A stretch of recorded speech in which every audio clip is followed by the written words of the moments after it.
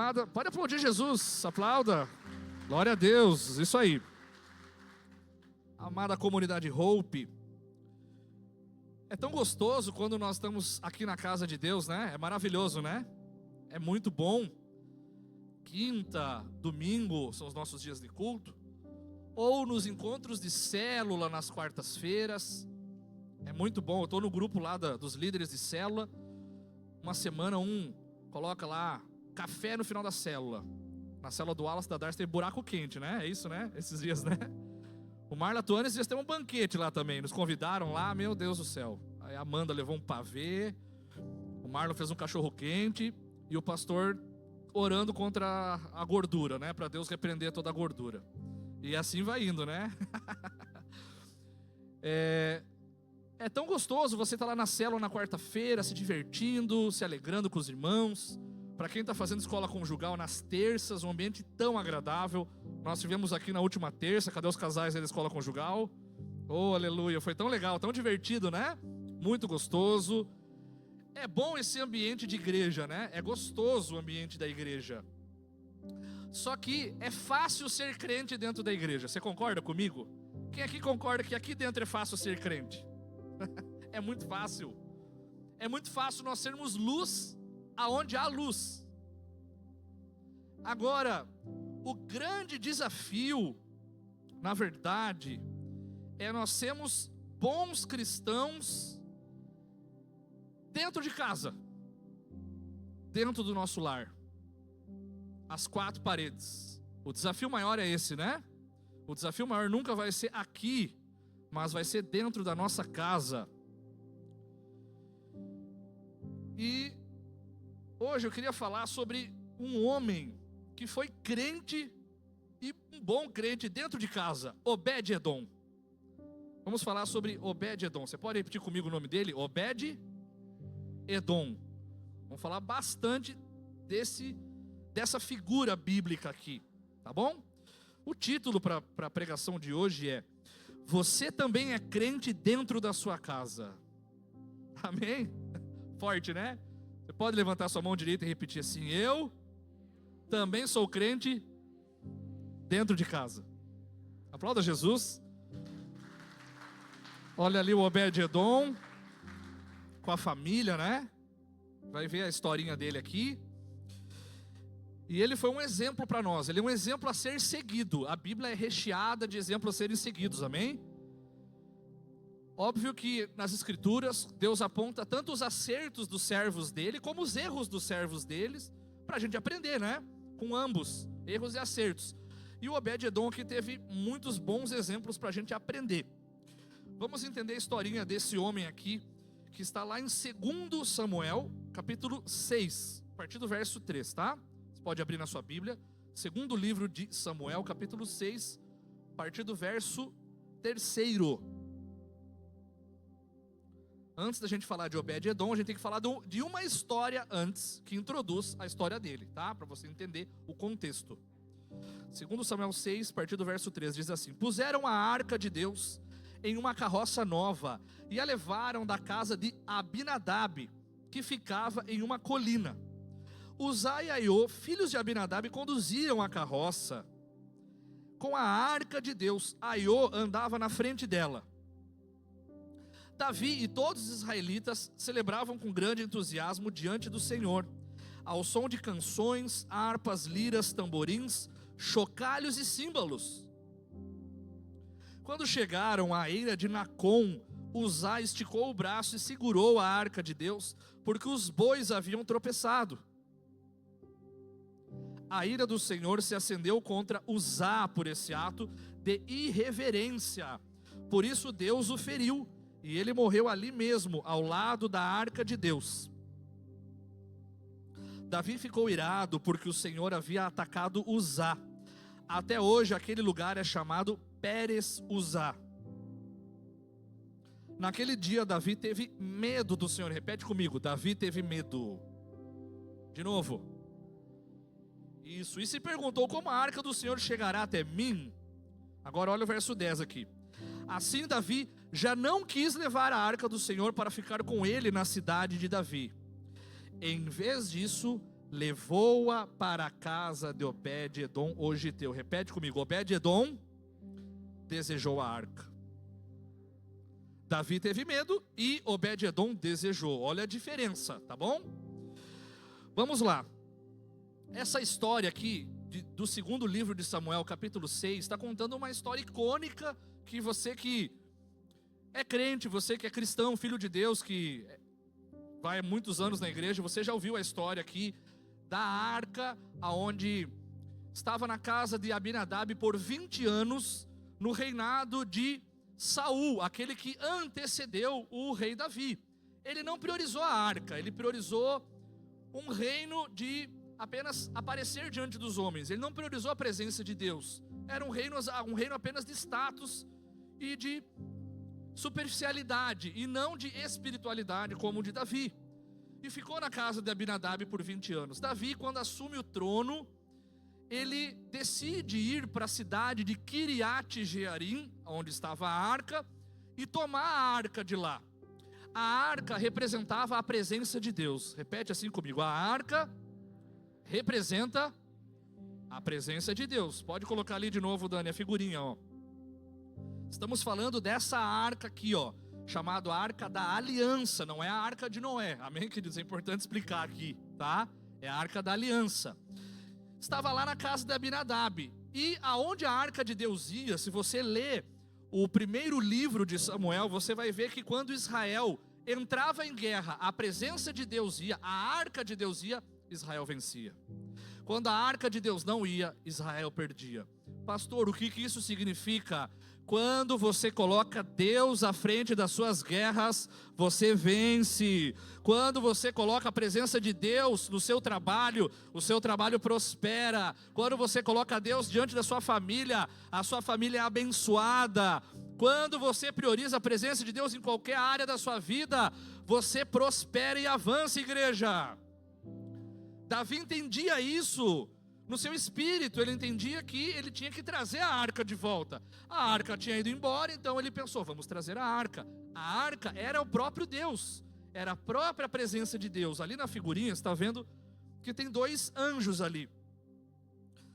E Deus falava, quando Deus falava com o sumo sacerdote, em cima daqueles 2 anjos, que era chamada aquela tampinha ali da arca de propiciatório. Era no propiciatório, entre as 2 asas dos anjos, que a voz do Senhor saía e falava com o sumo sacerdote. Precioso isso, né? Depois você confere lá em Números. E Davi foi buscar a arca. Quando Davi foi buscar a arca, a gente leu ali, do verso 3 ao verso 10. Fizeram uma festa. Pegaram carroças, pegaram instrumentos, começaram a adorar a Deus. Era festa, era música. Vamos trazer a presença de Deus de volta. E os bois tropeçaram. Quando os bois tropeçam, um homem chamado Uzá vai pegar a arca, e ele não era levita, e ele morre. Quando houve aquela morte, aquela fatalidade, Davi teve medo. Davi se assustou e falou, e agora? O que eu vou fazer com a arca? Estava ali junto um homem chamado Obed-edom. E aí Obed-edom falou, deixe a arca na minha casa. Repete assim, levante a sua mão e repete. Senhor, eu desejo a arca, a presença de Deus, na minha casa, na minha família, em nome de Jesus. Aplauda o Senhor.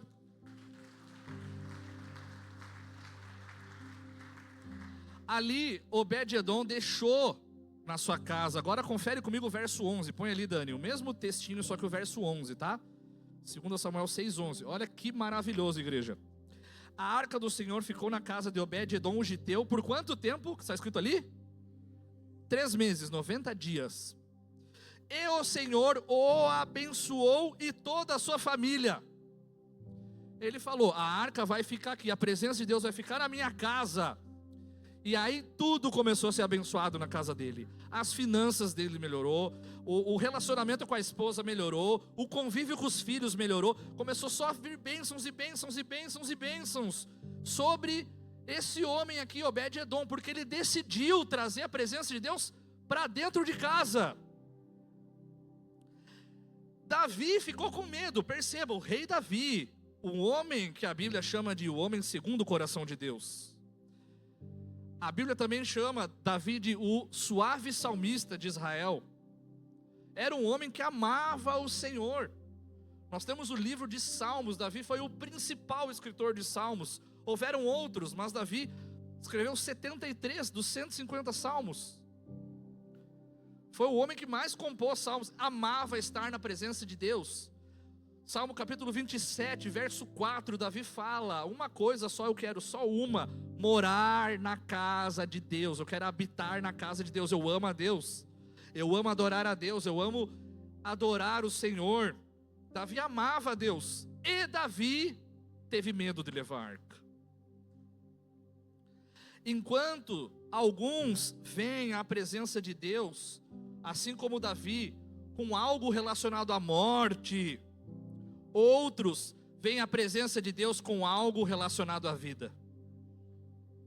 Enquanto alguns rejeitam a arca da aliança, como foi falado aqui, que representa a presença de Deus, Obed-edom aceita a presença de Deus.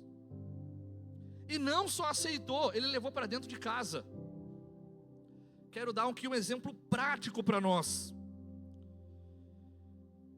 Tem pessoas que têm medo de vir à presença de Deus. Eu vou falar de mim. Me converti no ano de 2006, 2007, me converti. Só que por muito tempo eu tinha alguns amigos meus que falavam de Jesus para mim.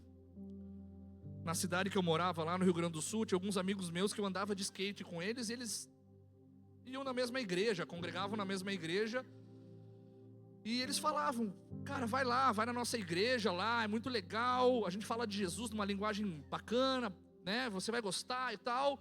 E aí eu tinha muitos preconceitos para ir para a igreja, muitos, eu tinha muitos sofismas, muitas barreiras, muitos bloqueios que me impediam. Assim como Davi, o medo de se achegar à presença de Deus. Obed-edom não teve medo, ele quis a presença de Deus. E existem pessoas que não se achegam à presença de Deus porque elas relacionam a presença de Deus com vou perder alguma coisa. Exemplo: tem pessoas que não vêm para a igreja porque pensam assim: se eu for, eu vou ter que parar de fumar e beber, então não vou. Não vou. Vou ter que parar, então não quero. Outros, como Obed-edom, já pensam assim: eu quero ir porque eu preciso ser liberto e Deus vai me libertar. Uma mente como a mente de Davi, diante dessa situação, pensa assim: poxa, para namorar, esse negócio de namoro santo aí, não é bem o que eu quero. Eu quero é farra, é festa, eu quero é loucura, eu não quero fazer as coisas certas. E outros já pensam diferente. O Senhor vai preparar na igreja para mim um marido de Deus, uma mulher de Deus, uma pessoa que vai ser uma bênção na minha vida. Alguns relacionam a presença de Deus como: se eu for me envolver com ela, eu vou perder. Eu vou perder alguma coisa, vou ter que largar isso, abrir mão daquilo. E ficam com medo de se envolver com a presença de Deus. Enquanto outros não. Eu quero a presença de Deus, eu desejo a presença de Deus. A presença de Deus vai me abençoar, vai melhorar a minha vida, vai me fazer crescer, avançar. Como você enxerga Deus? Essa é a pergunta, igreja. Como que você enxerga o Senhor? Como que você enxerga a presença do Deus Todo-Poderoso? Com alguém que faz você perder a vida? Eu tenho que estar na igreja segunda, terça, quarta. Eu estou perdendo, podia estar jogando bola, podia estar fazendo outras coisas, estou perdendo na igreja. Ou o contrário, como alguém que está gastando aos pés do Senhor, que está investindo na presença de Deus, que está derramando a sua vida diante do Senhor e tendo alegria verdadeira. Davi teve medo da arca, enquanto Obed-edom falou: não, eu quero a arca, eu desejo a arca. Olha que interessante, vamos falar dessa figurinha aqui do Obed-edom. Obed-edom, ele não quis somente a presença, ele decidiu levar para dentro de casa a presença. Amém, igreja? Olha o nome dele, Obed-edom. Coloca a figurinha ali, Dani. Olha que interessante, você vai só uma porçãozinha de hebraico aqui, tá? Só um dedinho da língua original da Bíblia, que ela foi escrita. A figurinha ali do significado, o nome é de Obed-Edom.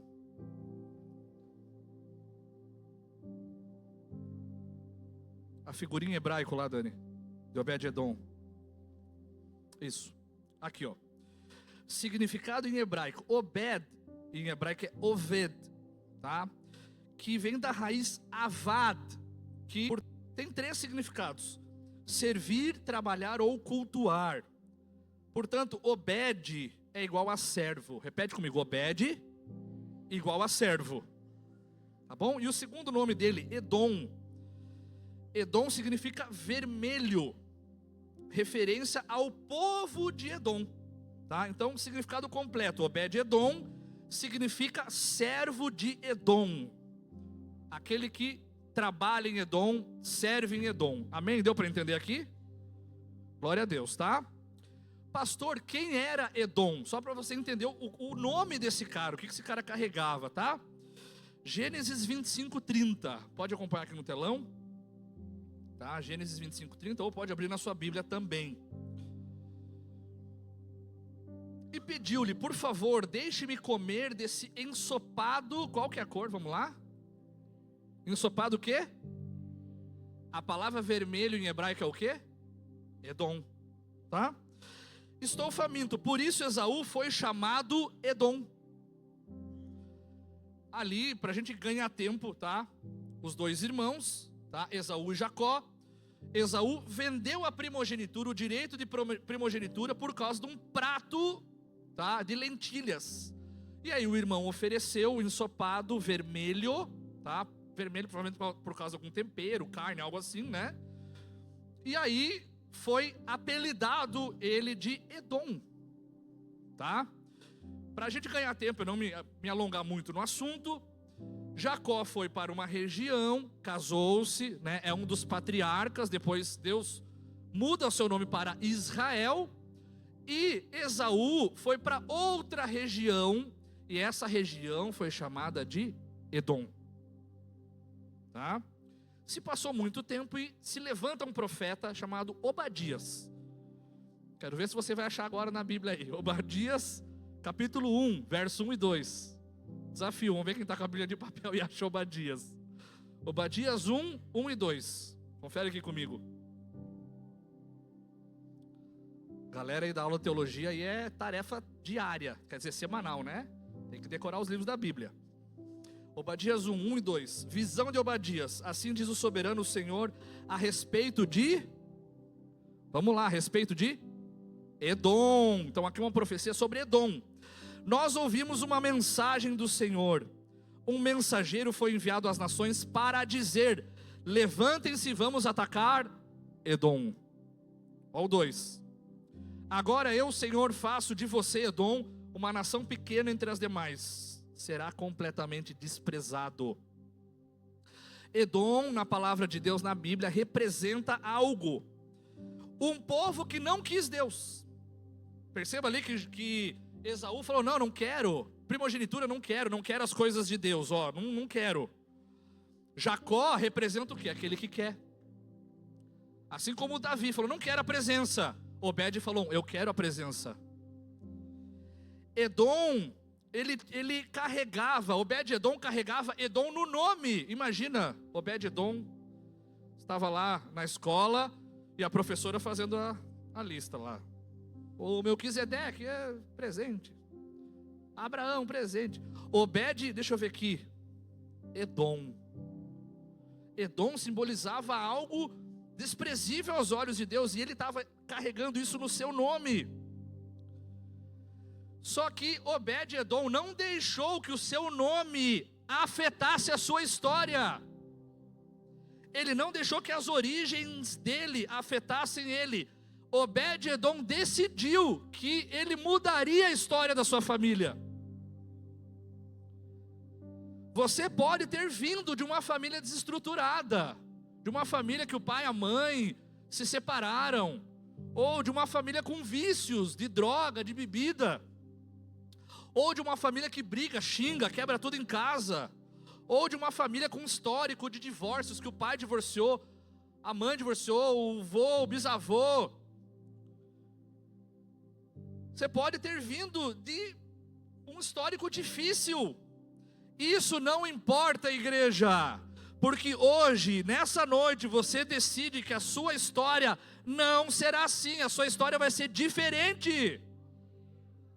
A história da sua família não vai ser marcada pelo histórico do antepassado dela. Obed-edom poderia ter Edom no nome, mas ele falou, pode estar no meu nome, ele registrado no meu nome, mas a minha história não vai ter nada a ver com Edom. Amém? O que é lindo na história de Obed-edom é que ele não era rei, ele não era um profeta, ele não era famoso, ele era um homem comum que foi abençoado. Parecido comigo e com você, né? Uma pessoa comum, um provável pagador de contas lá da época dele, um comedor de arroz e feijão, alguém que dormia no horário, acordava no horário, uma pessoa comum, simples, de carne e osso, como eu e você. E ele decidiu mudar a história da sua casa e da sua família, assim como você está aqui nessa casa hoje. Você pode ter vindo sozinho, sem a sua família, mas por você estar aqui, você está marcando a história da sua família. A Bíblia diz que não foi só Obed-edom que foi abençoado, mas toda a sua casa foi abençoada. Toda a sua família, tudo ao redor de Obed-edom foi impactado. Igreja, quando Deus entra na tua história, na tua casa, na tua família, Ele não afeta só você, mas os que estão ao redor de você. Quando você é tocado pela presença de Deus, e você se torna um novo homem, isso impacta a sua esposa. Quando você é uma nova mulher, isso impacta o seu marido. Quando toca você, impacta os seus filhos. Quando você é um novo homem, uma nova mulher, as pessoas que convivem com você vão receber daquilo que está sobre a sua vida. A sua casa carrega a presença de Deus? É uma pergunta, carrega? Ou só religiosidade aos domingos? Não, pastor, é só domingo das 7 às 9, daqui para dentro. Lá em casa não.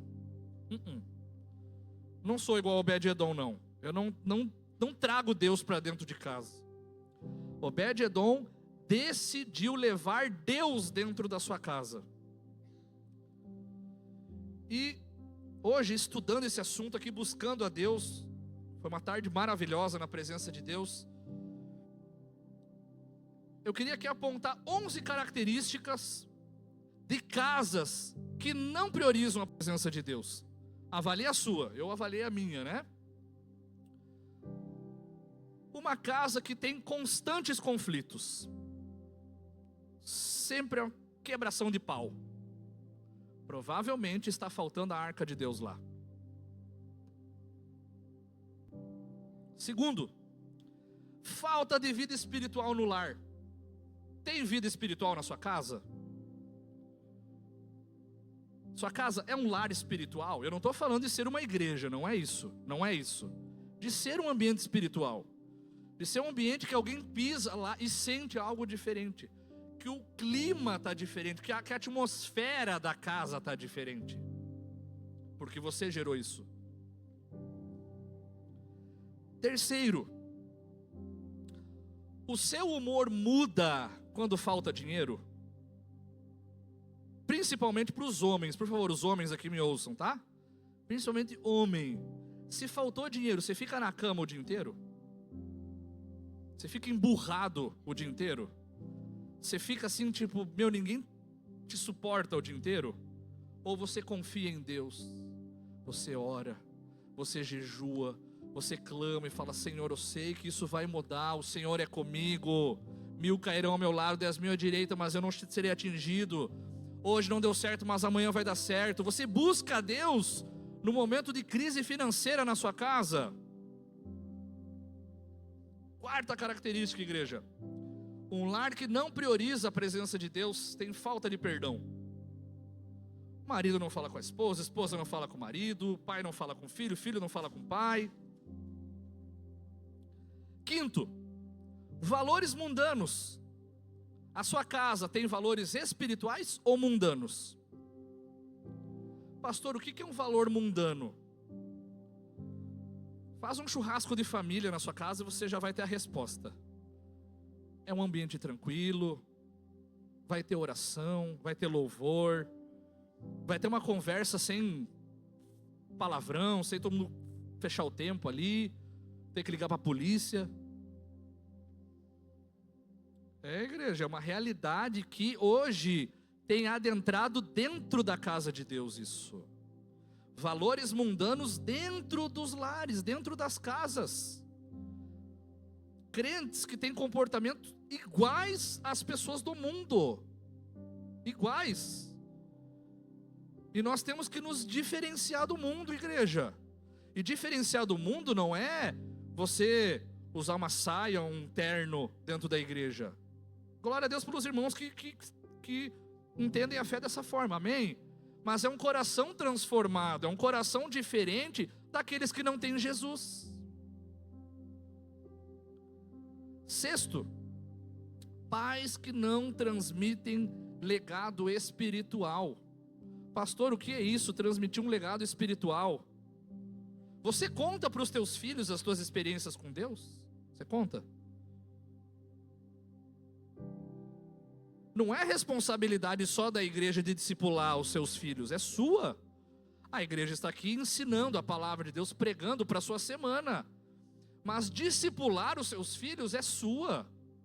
É você sentar com o seu filho e contar para ele como foi a sua conversão, quem você era antes de Cristo, a obra que Deus fez na sua vida. É a sua responsabilidade como pai, como mãe, como vô, como vó. Transferir um legado para eles. Amém, igreja?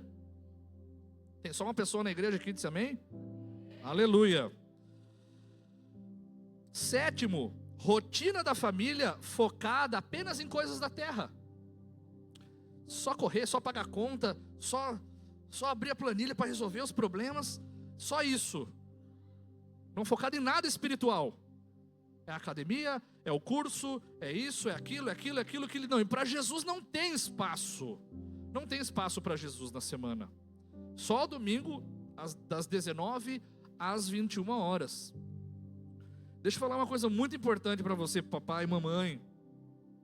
Os seus filhos ficam num ambiente, às vezes 4, 8 horas, dependendo da rotina dos seus filhos, com pessoas que não têm Jesus. Você acha que 2 horas na semana vai transformar ele numa criança, num adolescente, num jovem cheio de Deus com 2 horas só aqui na igreja? Não. Você tem que continuar jogando lenha em casa. Você tem que continuar botando pregação para o seu filho, louvor para o seu filho, gerando um lar, um ambiente espiritual dentro de casa, para ele ser moldado em um pequeno cristão, uma pequena cristã que vai impactar a sociedade. Amém, igreja? Isso é responsabilidade sua e minha. Nossa. Oitavo, lar que não prioriza a presença de Deus. Oitava característica, falta de honra e respeito. Lares em que se perdeu o respeito do marido para a esposa, da esposa para o marido, dos filhos com os pais, está faltando retornar à presença de Deus. Se hoje nós fizéssemos aqui, só uma brincadeirinha para descontrair aqui, culto do vizinho, cada um vai trazer o seu vizinho, e o pastor vai dar 1 minuto para cada vizinho, que vai falar o quanto ele vê de Jesus em você. Como que seria? O seu vizinho de porta ali, de condomínio, de casa, é a pessoa que mais vê Jesus em você, sabia disso? O seu tom de voz, a sua forma de falar com o seu marido, com a sua esposa. Amém, igreja? Amém? Lares que perdem o respeito e a honra, está faltando voltar a presença de Deus para dentro de casa. Faltando. Precisa retornar, haver um retorno de arrependimento e falar, cara, eu estou falando muito alto com a minha esposa, não dá. O vizinho ele está ouvindo, não está legal isso aí. Ah, eu estou desrespeitando a forma que eu trato meu marido, não dá, eu preciso mudar, não está legal. Ah, eu estou amaldiçoando demais os filhos, não, tenho que meu papel é abençoar os meus filhos. Não importa se seu filho ainda não tem o caráter de Cristo 100% formado nele, amém? Sabe por quê? Porque os nossos filhos, se você é um obreiro, um diácono, uma diaconisa, sei lá ele não é um mini diácono, ele não é um mini obreiro, ele está aprendendo, ele está em desenvolvimento. Então qual é o seu papel? Abençoar. O meu filho é uma bênção, a minha filha é uma bênção. A minha filha vai ser uma adoradora, o meu filho vai ser um profeta, o meu filho vai ser um missionário, um pregador da palavra. Quando ele testar você, é aí que você profetiza que ele é uma bênção. Ou será que seus vizinhos ouvem você amaldiçoando seus filhos? 9, vida dupla. Uma vida dentro da igreja, feliz, adorando, ofertando, e em casa, nada de vida com Deus. É uma cobrança para todos nós, igreja, todos nós. Estou incluindo eu e a pastora nisso. Nós, voltar para dentro de casa, olhar para dentro de casa e colocar o termômetrozinho. Estou sendo crente dentro da minha casa? Estou manifestando Jesus dentro da minha casa? Ou será que eu manifesto Jesus só dentro da igreja? A maior bronca e encrenca de Jesus foi com isso, a maior. Ai de vós, dura essa palavra, né? Fariseus, porque vocês têm uma vida dupla. E nós não podemos, nenhum de nós, sermos espirituais dentro da igreja e carnais dentro da nossa casa. Amém, igreja? Quem está entendendo? Dê um aplauso a Jesus, por favor.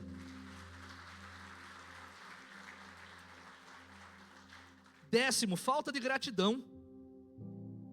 Só reclama em casa. Só reclama. Meu Deus, de novo essa comida. Esse salário não dá para nada. Só reclama. Por isso que muitas vezes as bênçãos não vêm sobre você. E aí faz votos de tolo. Essa semana eu vou fazer uma semana de jejum. Começa na base, parando de ser ingrato. Seja grato, seja grata. Agradeça. Reclame menos. 11ª, decisões sem consultar a vontade de Deus. Faz, depois vai, meu Deus, agora eu já fiz. Pastor, me acorde aqui porque eu já fiz. Agora eu já fiz e ora por mim aí. É o contrário. Vou fazer, Senhor, será? Será que eu faço? Será que é a tua vontade? O Senhor está nisso? Agora, características, só 3 aqui, de casas que priorizam a presença de Deus. Preste atenção aqui. Características de casas que priorizam a presença de Deus. Uma casa e uma família que prioriza Deus sempre vai ter louvor. Sempre vai ter adoração na sua casa. É um lar que vai ter contínua adoração, atmosfera de louvor e adoração. Segunda característica, é uma casa que tem oração. Você está orando. Ora antes de comer, ora quando acorda, ora para... Os seus filhos abrem a porta, te veem de vez em quando ali de joelhos dobrados orando.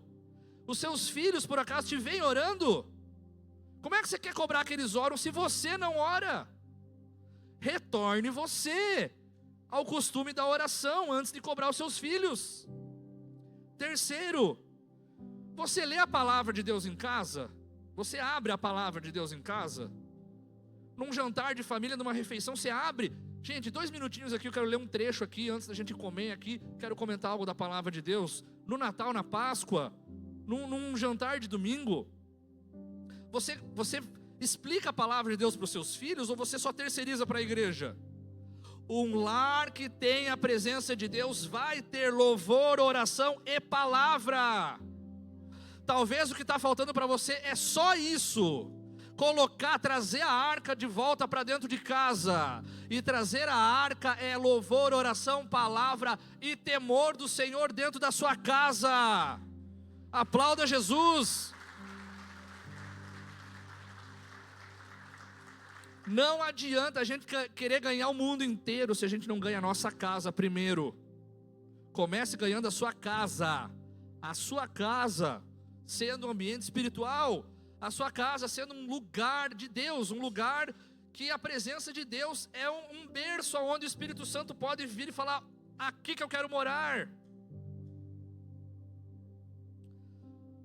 Uma família que prioriza a presença de Deus vai ter um lar espiritual. Você pode repetir comigo isso? Uma família que prioriza a presença de Deus vai ter um lar espiritual. Pode aplaudir o Senhor, aleluia.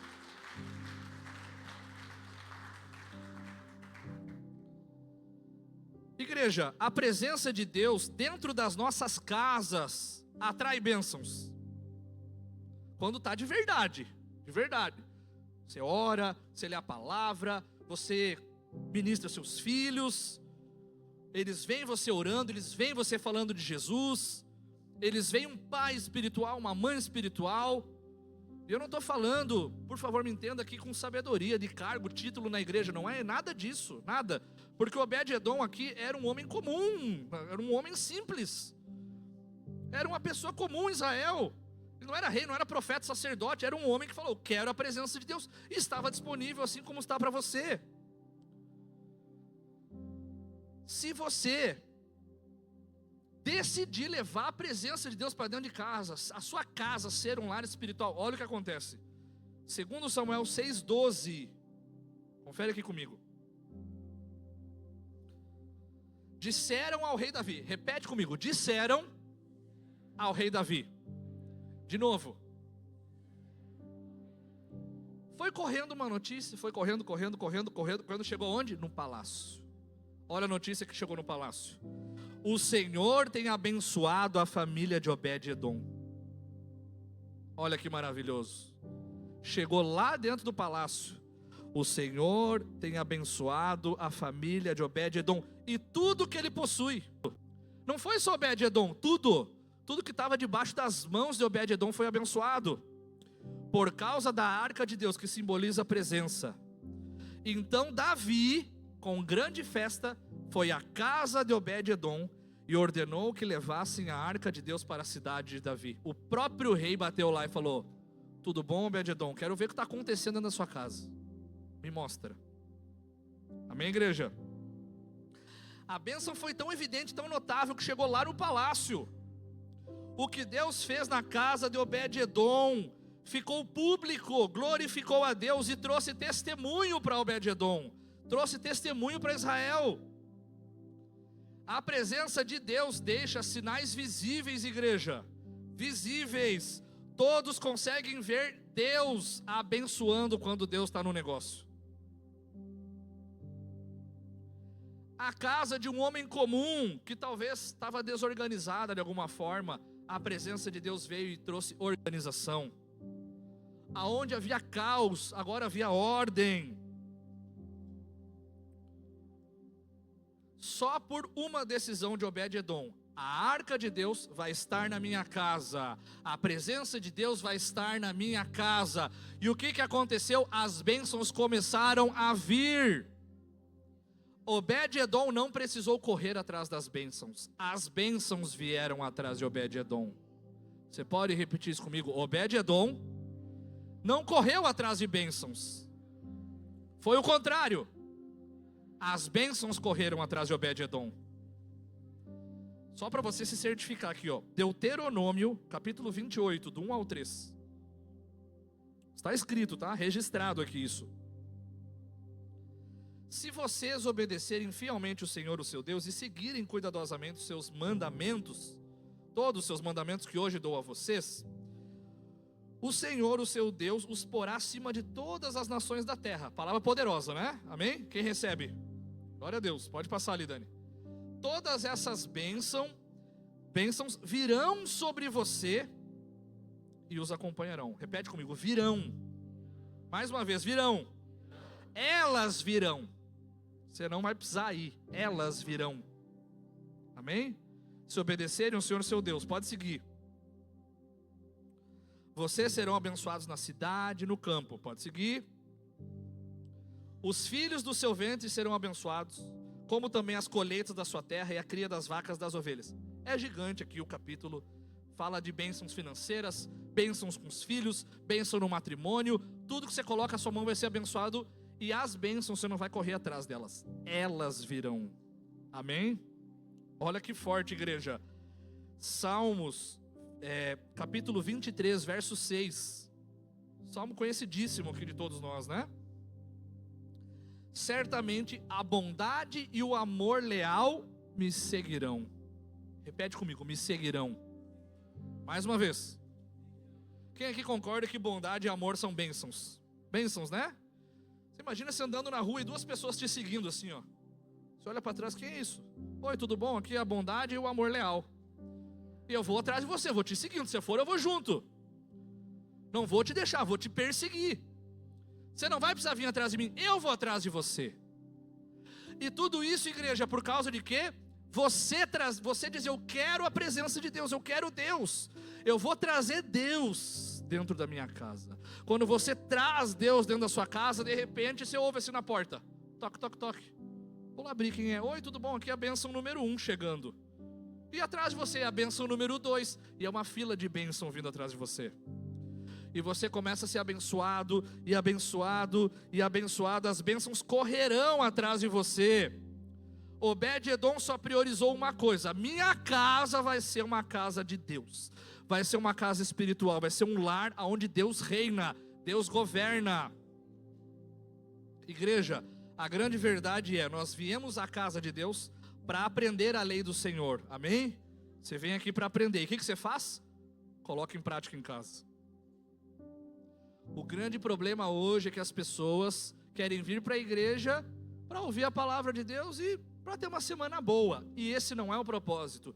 É vir para que a palavra venha te transformar e isso refletir dentro da sua casa.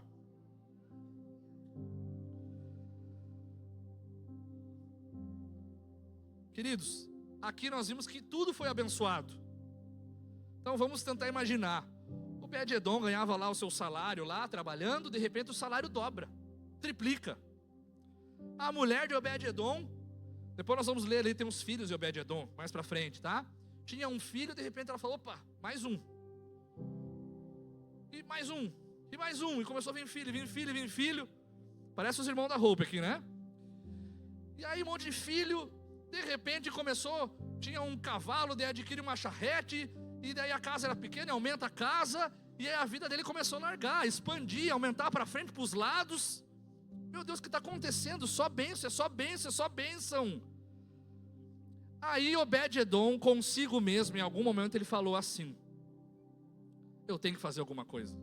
Não pode, não dá só para mim só ser abençoado, abençoado, abençoado e não fazer mais nada. Quando Deus te abençoar e começar a te abençoar e te abençoar e te abençoar e te abençoar, sabe qual é o próximo passo, igreja? Retribuir a Deus, devolver a Deus, retribuir ao Senhor. Olha aqui, ó, 1 Crônicas 15, 24, confere comigo, olha que maravilhoso. Esse homem foi abençoado, abençoado, e olha a decisão dele. Os sacerdotes Sebanias, Josafá, Natanael, Amazai, Zacarias, Benaia e Eliezer deviam tocar as trombetas diante da arca de Deus, eram levitas, tá? Obed-Edom e Jeías também deviam ser porteiros e vigiar a arca. Repete comigo, Obed-Edom virou um obreiro na casa de Deus. De novo. Se fosse em 2026, Obed-Edom ia chegar e falar, pastor, preciso conversar, fala, quero servir lá na recepção com a galera, quero ser porteiro da igreja. Olha que lindo. Ele começou a ser abençoado e falou, cara, eu estou só sendo abençoado, agora eu tenho que retribuir. E a melhor forma de retribuir a Deus, sabe como que é? Servindo ao Senhor, igreja. Servindo a Deus. Se hoje Deus está abençoando a sua casa, a sua família, os seus negócios, sabe qual é a forma mais incrível que você pode retribuir servindo a Deus, a casa de Deus, aos irmãos, a família de Deus. Ele decidiu ser porteiro na casa de Deus. E ele não teve um ministério só. Olha que engraçado a história dele aqui. 1 Crônicas 16:38. Ele teve 2 ministérios na casa de Deus. Também deixou Obed-edom e os seus 68 parentes para ministrarem com eles. Repete comigo, para ministrarem. Volta um versículo ali, Dani. Ministrar o que, pastor? Olha o 37. Davi deixou Asaf e seus parentes diante da arca da aliança do Senhor para lhe ministrarem regularmente, de acordo com as prescrições para cada dia. Davi e Asaf, qual era o ministério deles na casa de Deus? Músicos, levitas. Então os estudiosos dizem aqui que Obed-edom também foi um adorador. Teve 2 ministérios na casa de Deus. Ele trabalhou para Deus. A casa dele começou a ser abençoada, abençoada, abençoada. Ele falou: Deus, obrigado. O meu coração está tão grato, tão cheio de gratidão, que agora eu vou trabalhar para ti. Agora eu vou fazer algo em prol do reino. Eu preciso retribuir. E a maior retribuição que você pode dar para Deus é trabalhar na casa do Senhor. Hoje eu estava aqui à tarde me emocionando, lembrando de algumas famílias aqui. Eu poderia citar inúmeras, mas eu lembrei de algumas aqui. Família do Nado e da Cíntia. Quando eles chegaram na igreja, que veio a Heloísa primeiro, né? A Heloísa veio, participou dos adolescentes, se envolveu, estava ali engajada. De repente começou a vir o pai, começou a vir a mãe, começou a vir a irmã, o cunhado. Toda a família hoje servindo a Deus. Coisa linda, né? Uma salva de palmas a Jesus. Maravilhoso. Né? Talvez eu não vou ter tempo de falar de todas. Vou só algumas aqui. O Vilcinho. Cadê o Vilcinho? O Vilcinho chegou pior do que o Lázaro aqui na igreja. Lembra do Lázaro lá que estava morto lá 4 dias? O Vilcinho chegou um pouquinho pior do que ele, né? Quebrou a perna em vários lugares, né? Com dificuldade. A família, né? Daí veio a Jéssica, veio as crianças, Vilção. Batizou o Vilção, glória a Deus, né, Vilção? Coisa linda, né? Servindo a Deus com alegria, com fidelidade. Toda a família servindo a Deus. Que coisa bonita, né? Podia ter sido só o Vilcinho. Poxa, eu preciso de Jesus. Eu preciso de Jesus e está tudo bem. Mas não, daí veio a esposa, aí veio o pai dele. Esses dias veio a tua mãe também, né, Jéssica? Veio a tua mãe e vamos trazer a família. Vamos puxando junto aqui, ó. A família servindo a Deus, igreja. Vamos dar uma salva de palmas para a nossa família amada aqui também. Foram algumas que eu fui lembrando. Por favor, se o pastor talvez não citar a sua está no meu coração também, todas aqui, tá? Todas as famílias. É que eu fui lembrando aqui. A Pâmela está aqui hoje? Não está, né? A Pâmela não está aqui, né? A Pâmela, gente, a gente chegou aqui, Barra Velha, ela servindo com tanto amor na zeladoria. Meu Deus, você entrava no banheiro, aquele cheirinho de limpeza, e ela aqui dedicada, trabalhando, pegando a bicicletinha dela na chuva, as filhas na dança aqui, né? As filhas se envolvendo, e ela orando pelo marido, e o marido veio para a igreja, e o marido batizou no nosso último batismo, toda a casa dela servindo a Deus. Lindo, né, igreja? Vamos glorificar o Senhor mais uma vez aqui, ó. Testemunhos da nossa casa. Lindos, lindos. A Fran, cadê a Fran? A Fran tá aí, né? Coisa linda, né? A Fran, a Vicky, né? Casamento com barba faz 1 ano já? Vai fazer 1 ano? Meu Deus, que coisa linda. Toda a família servindo a Deus. Então, muitos, mais uma salva de palmas, né, para essa família linda. A história, se você ouvir a história deles, é linda. É linda, é maravilhosa a história deles, um testemunho poderoso na casa de Deus. E talvez você não esteja com a sua família aqui. Talvez é só você. Lembrei hoje do Kalel, cadê o Kalel? O Kalel até está parecido com Jesus, né, Kalel? Lembra um pouquinho assim, né? Kalel aqui, ó, menino, tem quantos anos, Kalel? 18. Quando a gente chegou aqui ele tinha 16 anos, ele vinha de skate, vem ainda de skate para a igreja. Vem aqui limpar a igreja uma vez por semana.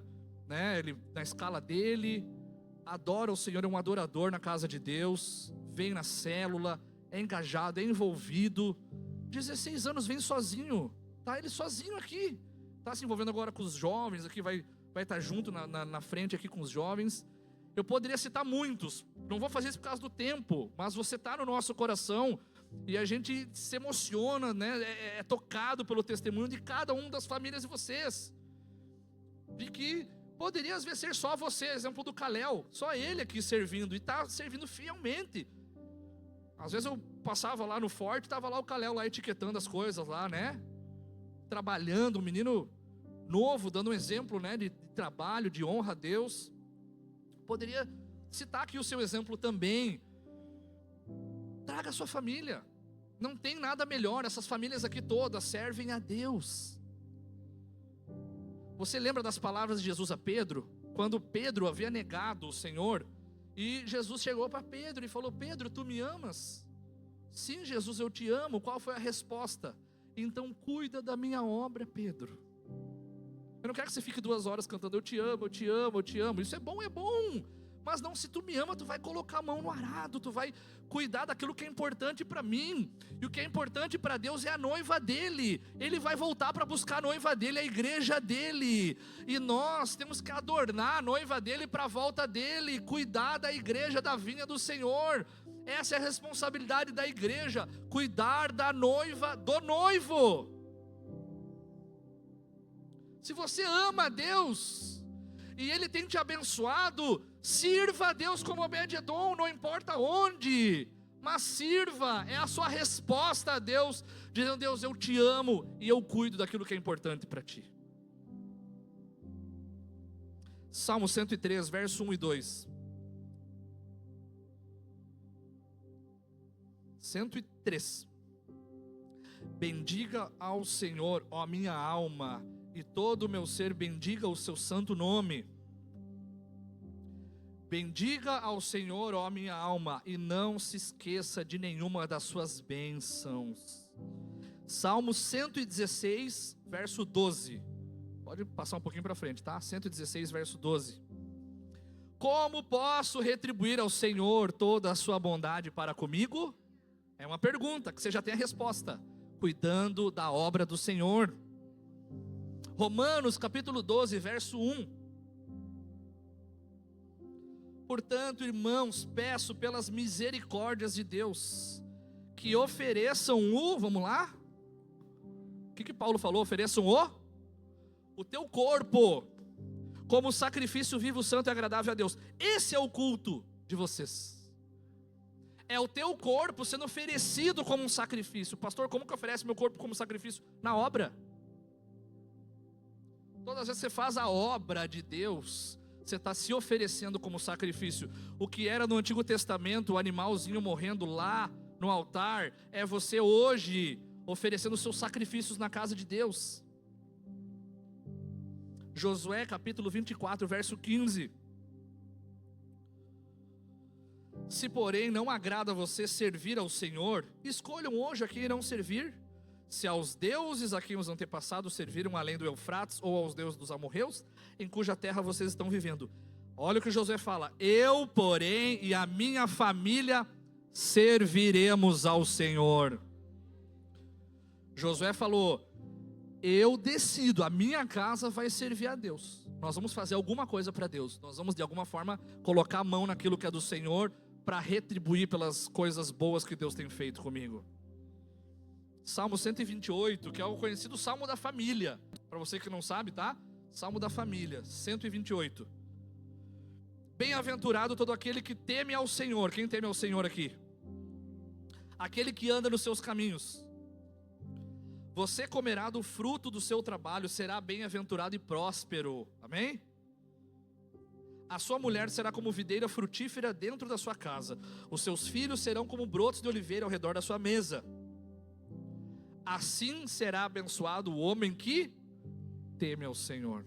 E você que teme ao Senhor, você está ouvindo essa palavra, você está ouvindo direções de Deus, você ama a Deus, retribua servindo ao Senhor, como Obed-edom fez.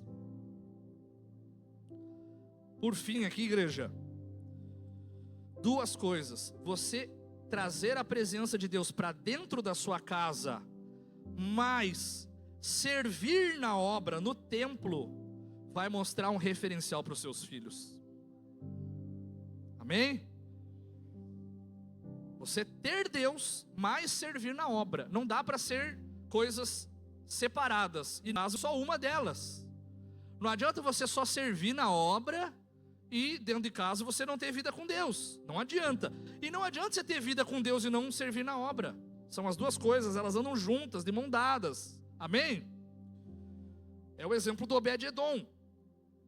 Olha o que aconteceu. Obed-Edom foi abençoado, decidiu ser um porteiro, um adorador. Olha o fruto dele aqui, ó. 1 Crônicas 26, do 4 a 8. Finalzinho da história aqui, tá? 1 Crônicas 26. Foram esses os filhos de Obed-Edom: Semaías, o primogênito, Jeozabade, o segundo, Joá, o terceiro, Sacar, o quarto, Natanael, o quinto, Amiel, o sexto. Esse cara gostou de ter filho, né? Issacar, o sétimo, Peuletai, o oitavo. De fato, Deus havia abençoado Obed-Edom. Repete comigo. De fato, Deus havia abençoado Obed-Edom. Pode seguir o texto ali. Semaías, o seu filho, também teve filhos. Então o filho dele teve filhos, ou seja, ele foi avô, tá? Deus permitiu ele ver os filhos e os filhos dos filhos vivos, que foram líderes na família do seu pai, pois eram homens capazes. Foram esses os filhos de Semaías, os netos do Obed-Edom: Otni, Rafael, Obed e Euzabade. Os parentes dele, Eliú e Semaquias, também foram homens capazes. Olha o poder de influência sobre os filhos, sobre os netos e a parentela daqueles que ele gerou. Todos esses foram descendentes de Obed-Edom. Eles e os seus filhos e parentes eram capazes e aptos para a obra. Repete comigo: os filhos e os netos e a parentela se tornou capazes de fazer a obra. Só quem entendeu, aplauda Jesus. Ao todo foram 62 descendentes de Obed-Edom. Lindo, né? Então aqui não parou nele, continuou, foi para frente, foi para os filhos, foi para os netos, foi escorrendo a bênção geracional. Gerações são afetadas e famílias são transformadas através do seu testemunho. A obra que Deus faz na sua vida vai refletir na sua família, vai refletir nos seus filhos, nos seus netos. Você já viu o testemunho de alguém? Pode não ter sido aqui na Hope, de outra igreja. Minha avó orava por mim lá atrás e hoje eu estou aqui. Quem já viu um testemunho assim? Né? Meu pai e minha mãe me levavam na escolinha dominical quando eu era criança e hoje eu estou servindo a Deus. Alguém lá atrás decidiu ser um referencial para a próxima geração. Aquilo que os seus filhos verem você praticando dentro de casa, eles irão reproduzir. Você pode repetir comigo? Aquilo que os meus filhos me verem praticando dentro de casa, eles vão reproduzir. Eles não reproduzem discurso, eles reproduzem atos, aquilo que você faz. Se verem você tendo uma vida espiritual, eles vão junto, eles vão fazer, eles vão praticar. Se eles verem você tendo uma vida carnal, eles vão praticar, eles vão achar isso comum, normal, mesmo os pequenos como os grandes. Amém, igreja? Então tudo começa, a base, dentro de casa. Dentro de casa é o modelo. Não adianta você ficar lá querendo dar sermão se a sua vida não reflete uma vida espiritual que tem a arca da aliança. Se você não valoriza a arca da aliança dentro da sua casa.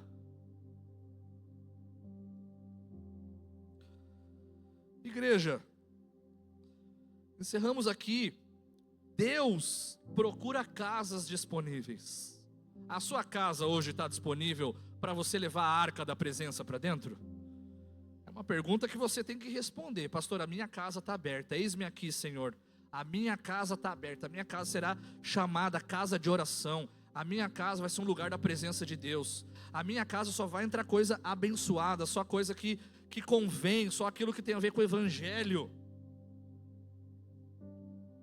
A bênção de Deus é consequência da sua reverência à arca, da sua reverência à presença de Deus. Quem mantém a presença de Deus nunca mais vive igual. Obed-edom se tornou um outro homem. Ele não foi só 3 meses que Deus abençoou e deu. Ele seguiu, continuou. Na verdade, ele foi atrás da arca. Essa foi a verdade. A arca saiu da casa dele e foi para outro lugar e falou: eu vou seguir a arca, agora eu vou atrás.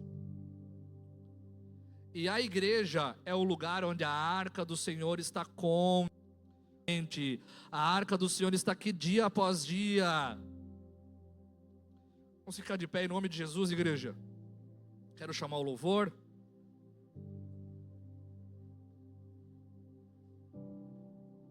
Hoje, nessa noite, quero fazer uma coisa um pouquinho diferente. Hoje eu vou orar com a pastora de novo. Pedir para preparar alguém ali. Não sei se a pastora ia ministrar o louvor. Não? Então tá. Hoje eu queria orar pelas famílias. Não sei se vai ter muita família. Se tiver, a gente tira as cadeiras aqui, não tem problema. Faz uma bagunça santa aqui. Em vez de orar no individual, a gente quer orar pelas famílias. Abençoar as famílias. Pastor, igual o Calé, eu estou sozinho aqui, só eu, não tem problema. Te oro por você, representando a tua família, não tem problema. Pastor, eu estou aqui, mas minha esposa está lá no Kids, ou está lá fora, o meu marido, não tem problema, te oro por você, representando a sua família. Mas se você estiver com a sua família, a gente quer orar pela família, abençoar a família. Porque a família foi o primeiro projeto de Deus na terra. Amém, igreja? Quando veio Adão à terra, Deus formou ele do pó da terra, moldou ele com as suas mãos, tirou do lado dele uma costela e formou Eva. E falou: não é bom que o homem esteja só, vou fazer uma ajudadora que seja capaz. E ambos serão uma só carne. Frutifiquem, multipliquem e encham a terra. Antes da igreja ter sido levantada, veio a família. Primeiro projeto, o mais importante de Deus, a família. A sua família precisa estar aos pés do Senhor. A sua família precisa estar junto à cruz de Cristo. A sua família precisa da bênção de Deus. Amém, igreja? Hoje nós queremos abençoar a sua família. Se você não quiser, você é livre, está tudo certo. Mas se você quiser que o pastor, a pastora, nós dois vamos estar abençoando a sua família. Você pode vir ao altar do Senhor, vai ser uma oração breve, tá bom? Para abençoar a sua família.